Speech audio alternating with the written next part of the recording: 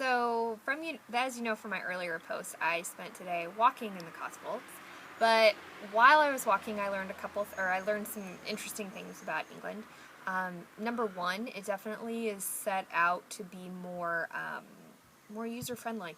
There were people walking places, and it didn't really feel like there was private property. I mean, there is, but there's public footpaths everywhere, and they have the right of way. So if you own land and there's a public footpath that goes through it, you have to let people walk through your land, even if it's in your yard or your field or whatever. I walked through one family's field and was playing with their sheep and horses and cows. And I think that'd be an issue in the United States about property and what's mine and no trespassing. That is definitely a very different attitude. I wonder if they have any problems with destruction of property or vandalism, or, what if somebody crosses a fence and doesn't shut the gate, and your livestock get out, who's liable for something like that? So I think that's an interesting comparison.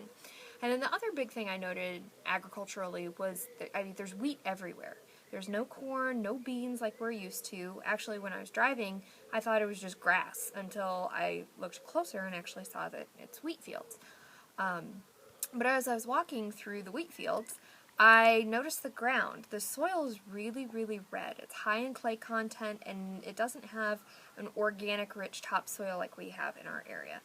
And then all of the fields were covered in stones. I mean, we're talking stones probably the size of the palm of my hand, and at least a half-inch thick. And I don't know how they farm. I don't know how the ground is tilled. I don't know how crops are planted. I don't understand how hay is baled or harvested with all these stones. So that's something I'm looking forward to learning more about. So I encountered Cotswold sheep and Charolais cattle today, and learned a little bit about wheat, but I kind of have more questions than answers at this point. So I look forward to learning more.